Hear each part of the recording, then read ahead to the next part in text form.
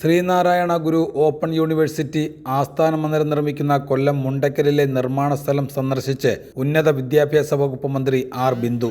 യൂണിവേഴ്സിറ്റിക്ക് സ്വന്തമായ കെട്ടിടം എന്ന സ്വപ്നം സാക്ഷാത്കരിക്കുന്നതിനായി 26 കോടി രൂപ വിനിയോഗിച്ചാണ് കൊല്ലം നഗരത്തിന്റെ ഹൃദയഭാഗത്തായി 8.6 ഏക്കറോളം വസ്തു വാങ്ങിയത്. മന്ദിരം നിർമ്മിക്കുവാനും അനുബന്ധ പ്രവർത്തനങ്ങൾക്കുമായി 30 കോടി രൂപ ബഡ്ജറ്റിൽ അനുവദിച്ചു കഴിഞ്ഞു. ചരിത്രവും കൊല്ലം ജില്ലയുടെ സവിശേഷതകളും പരിചയപ്പെടുത്തുന്ന മ്യൂസിയം ഉൾപ്പെടുന്ന ആസ്ഥാന മന്ദിരമാണ് ഉയരുന്നത്. എത്രയും പെട്ടെന്ന് നിർമ്മാണ പ്രവർത്തനങ്ങൾ ആരംഭിക്കുന്നതിന് വേണ്ട അനുമതികൾ ഉന്നത വിദ്യാഭ്യാസ വകുപ്പ് ഇടപെട്ട് വേഗത്തിൽ തയ്യാറാക്കി നൽകുമെന്നും മന്ത്രി പറഞ്ഞു. ശ്രീനാരായണ ഗുരു ഓപ്പൺ യൂണിവേഴ്സിറ്റി കഴിഞ്ഞ 5 വർഷങ്ങളായി ഉന്നത വിദ്യാഭ്യാസ രംഗത്ത് മികവുറ്റ പ്രവർത്തനങ്ങളാണ് കാഴ്ചവെക്കുന്നതെന്നും സ്വന്തം ഭൂമിയിൽ ആസ്ഥാന മന്ദിരം കൂടി ഉയരുന്നതോടെ കൂടുതൽ മെച്ചപ്പെട്ട പ്രവർത്തനങ്ങൾ കാഴ്ചവെക്കുവാൻ യൂണിവേഴ്സിറ്റിക്ക് കഴിയുമെന്നും മന്ത്രി പറഞ്ഞു. UGCയുടെ ഡിസ്റ്റൻസ് എഡ്യൂക്കേഷൻ ബ്യൂറോയുടെ അംഗീകാരത്തോടുകൂടി ഒട്ടനവധി കോഴ്സുകൾ, വളരെ അഡ്വാൻസ്ഡ് ആയ കോഴ്സുകൾ ഉൾപ്പെടെ നൽകാൻ നമുക്ക് കഴിയുന്നു എന്നുള്ളത് അഭിമാനകരമാണ്. 17 UG പ്രോഗ്രാമുകളും 14 PG പ്രോഗ്രാമുകളും നടത്താൻ ഇന്ന് സർവകലാശാലയ്ക്ക് സാധിക്കുന്നുണ്ട്. അതിൽ കാലത്തിന് അനുസൃതമായ തൊഴിൽ സാധ്യതയൊക്കെ ഏറെയുള്ള കോഴ്സുകളും ഉൾപ്പെടുന്നുണ്ട് എന്നുള്ളത് അഭിമാനകരമാണ്. സർവകലാശാലയ്ക്ക് സ്വതന്ത്രമായി പ്രവർത്തിക്കാൻ സഹായകരമായ സ്വന്തമായ കെട്ടിടം എന്നുള്ള സ്വപ്നം സാക്ഷാത്കരിക്കുന്നതിന് വലിയ പ്രാധാന്യമാണ് സർക്കാർ നൽകിയത്. ബജറ്റിൽ അതിനാവശ്യമായ തുക ഉൾപ്പെടുത്തുന്നതിന് നല്ല നിലയിൽ ശ്രദ്ധിക്കുകയുണ്ടായി. വളരെ ദ്രുതഗതിയിൽ തന്നെ നടപടികൾ സ്വീകരിച്ചുകൊണ്ട് വളരെ ഈ കൊല്ലം പട്ടണത്തിൻ്റെ ഹൃദയഭാഗത്തുള്ള വളരെ അനുയോജ്യമായിട്ടുള്ള ഈ ഭൂമി തിരഞ്ഞെടുത്ത് വാങ്ങുന്നതിന് സർക്കാരുമായി ബന്ധപ്പെട്ട ഏവരും നല്ല നിലയിൽ പ്രവർത്തിച്ചിട്ടുണ്ട്.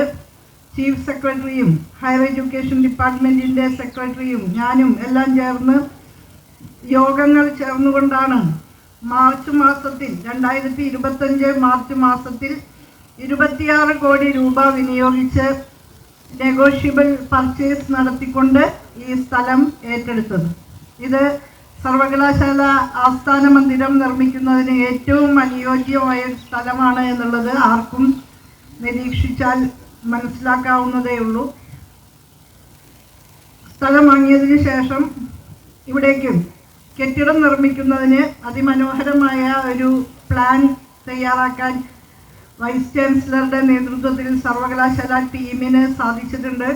അത് വളരെ അഭിനന്ദനീയമാണ്.